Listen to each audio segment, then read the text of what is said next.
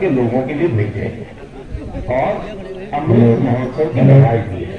मैं आप सभी देशवासियों की तरफ से क्रोएशिया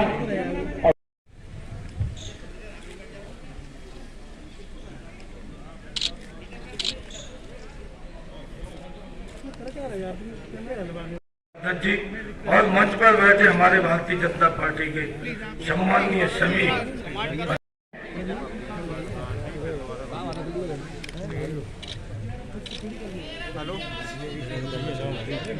अभी एक मिनट रुकिए,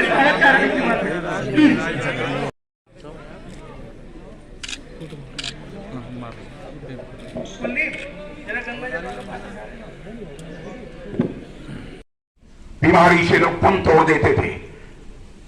बहुत बड़ी कामयाबी हासिल की है, उसकी जितनी भी प्रशंसा की जाए वह कम है। अब तो अपराधी इधर उधर घूमना पसंद नहीं करते। कहा भाई ये जब तक है यहां बीजेपी की सरकार तब तक चलो जेल में रह लो, ये मंजूर है, बाहर घूमना ठीक है। ब्रह्मोस मिसाइल बननी चाहिए। अब लखनऊ के पास में वो डिफेंस कॉरिडोर के अंतर्गत आता है। अब वहां पर काम तेजी के साथ चल रहा है। अब गोली नहीं गोला बनेगा। चला गया जमाना। और आपको जानकर आश्चर्य होगा कि डिफेंस कॉरिडोर जो लखनऊ, कानपुर, आगरा, झांसी यह सब सारा लेते हुए अलीगढ़ यह सब सारा जो डिफेंस कॉरिडोर किया गया है, इसमें लाखों करोड़ रुपए का इन्वेस्टमेंट अब तक हो चुका है।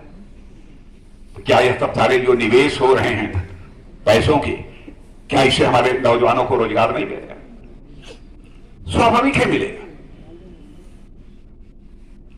और मैं कह सकता हूं कि ब्रह्मोस मिसाइल की बात मैंने की। 100 स्मॉल स्केल इंडस्ट्रीज तो आज मची, केवल भारत में नहीं सारी दुनिया में मची।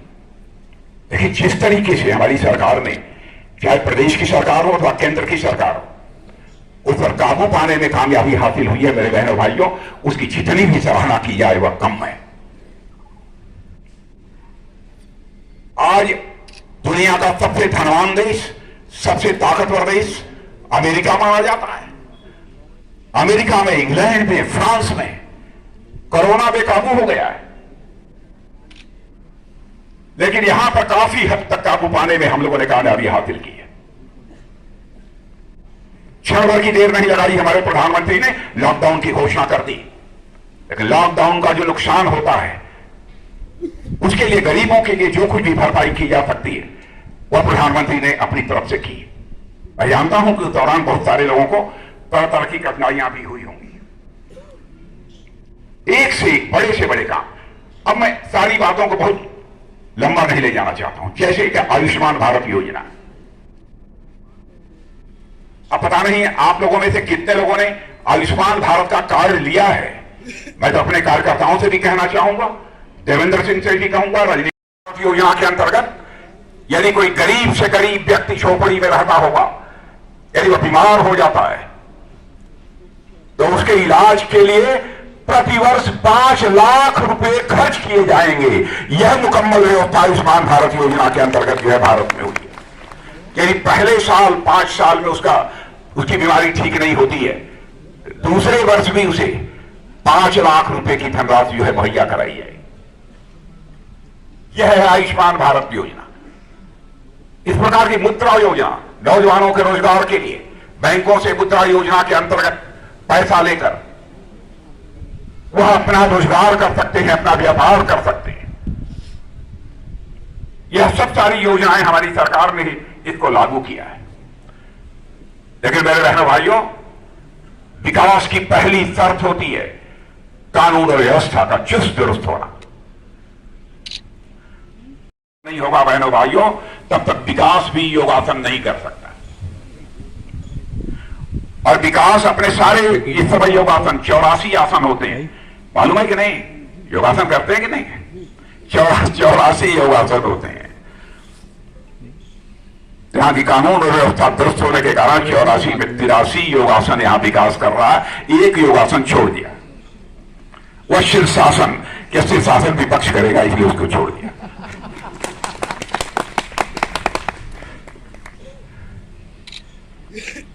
यह हमारा प्रदेश मेरे बहनों भाइयों इतनी तेजी के साथ आगे बढ़ रहा है। अब एक एयरपोर्ट बना है, अब कोई कल्पना ने कभी नहीं कर सकता। वैसे जब मैं मुख्यमंत्री था तभी उसका कंसेप्ट हम लोगों ने दिया था यहां पर,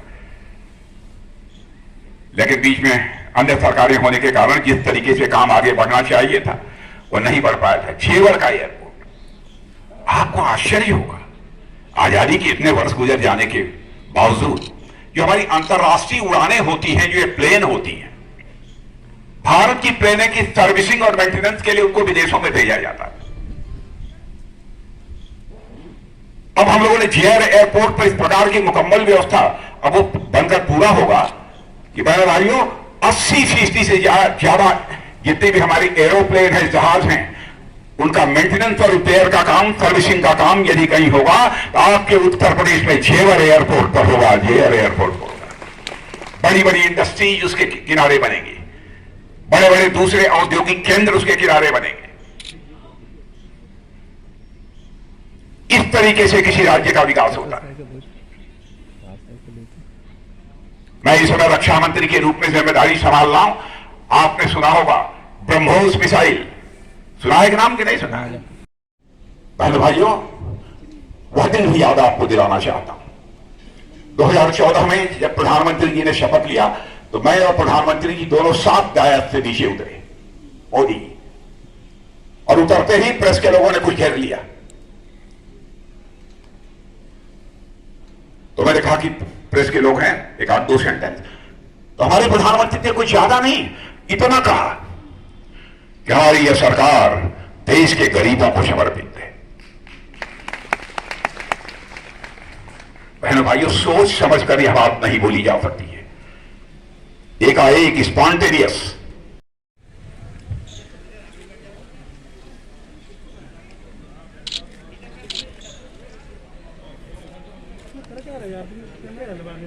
लेकर आदरणीय रक्षा मंत्री जी का स्वागत करेंगे।